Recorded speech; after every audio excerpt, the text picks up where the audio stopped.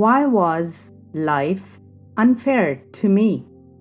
How can I keep on living with the miseries and pains of the world? Some people ask, why was life unfair to me? How can I keep on living with the miseries and pains of the world? Sages say that the life that one experiences is according to one's destiny.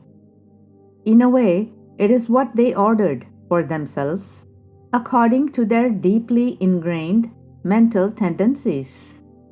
To put it simply, one's life video is being played out. The question is, what to do about it now? How to handle the problems, miseries, and pains of the world experienced right now? Regarding these questions about handling life's problems, miseries, and pains of the world, Ramana Maharshi usually answers such questions with the following solutions. First, Maharshi highly recommends self-enquiry. How to practice this? Sit in a quiet place and inquire within. In sleep, these questions did not arise. Who is asking these now? Who is seeing the world now? You have fallen into the snares of the ego, the I thought, the false I. The ego is saying all this and not you. Therefore, inquire within and find out who this ego or false I is. When you thus inquire within yourself, about yourself, and search within from where the I thought arises, this I thought, the ego, the false I, will subside, and the pain will subside too. And when through steady practice of such self-enquiry, you find the ego's source, the ego will disappear, and you will find that you're actually perfect bliss only. Don't consider inquiring within as an ordeal or an unpleasant task or doing something unnatural. Have a positive, cheerful attitude. Understand that by inquiring within, you're only trying to know more about yourself and gain happiness. Only the false ego should be afraid. You only want the truth. Why should you be afraid to know more about your real nature? So, listen to the Master's teachings, ponder over them deeply, and try to practice them sincerely. If you do so, you will not be affected by the miseries and troubles of the world. Your activities will go on by themselves, and you simply have to do your part in it. The second solution that Maharshi offers is self-surrender.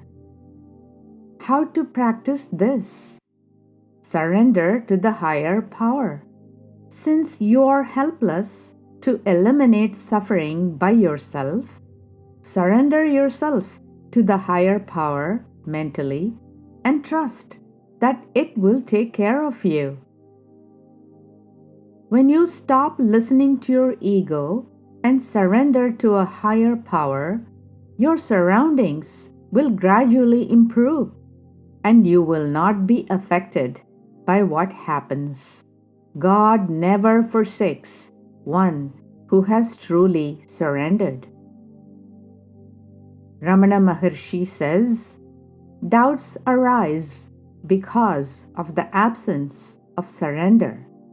Acquire strength by surrender, and then your surroundings will be found to have improved to the degree of strength acquired by you. Just try it. Ramana Maharshi also says, surrender to God and abide by God's will. If you ask God to do as you please, it is not surrender, but a command to God. You cannot have God obey you and yet think that you have surrendered. God knows what is best and when and how to do it. Leave everything entirely to God. God's is the burden. You have no longer any cares. All your cares are God's. Such a surrender. This is bhakti, devotion to God.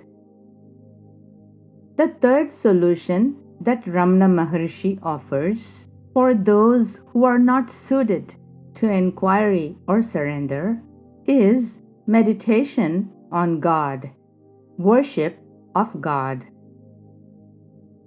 Here is a conversation. Visitor: how to avoid misery? Maharshi: has misery a shape? Misery is only unwanted thought. The mind is not strong enough to resist it. Visitor: how to gain such strength of mind? Maharshi: by worship of God, meditation. Visitor: what is meditation? Maharshi: meditation consists in expulsion of thoughts. All the present troubles are due to thoughts and are themselves thoughts.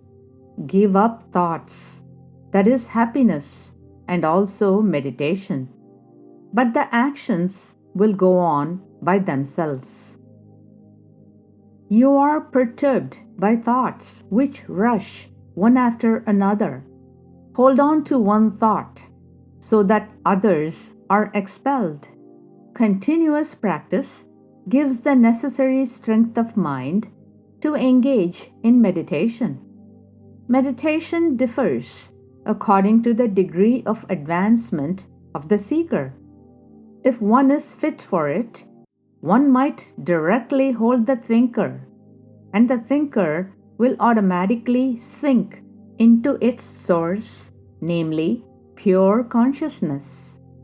But if one cannot directly hold the thinker, one must meditate on God, and in due course, the same individual will have become sufficiently pure to hold the thinker and sink into absolute being.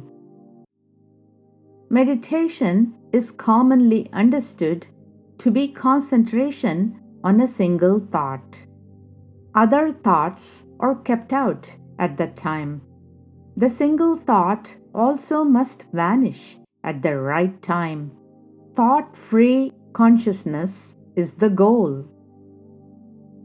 To summarize, to handle the problems, miseries, and pains of the world experienced right now, practice self-enquiry or meditation, or surrender to the higher power, trusting that it will take care of you. Then the miseries of the world will not affect you, and you will find peace and happiness. Things will happen as they are meant to happen without the interference of your ego. This is the gist of Ramana Maharshi's teachings on these matters. They are practical and can be accomplished by anyone who wishes to do so. Therefore, for one who wants to put in the effort to remove unhappiness, to act on it and do something about it, instead of just complaining about life and living in self-pity, Ramana Maharshi offers all these several solutions.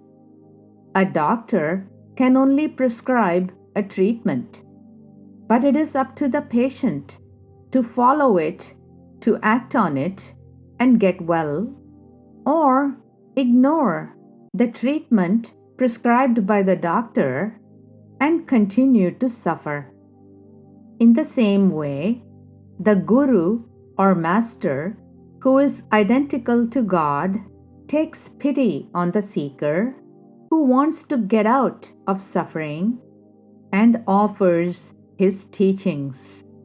But it is up to the seeker to learn these solutions and methods offered by the Guru, keep constant mental contact with the Guru and his teachings, and get rid of miseries and regain the self-existent happiness.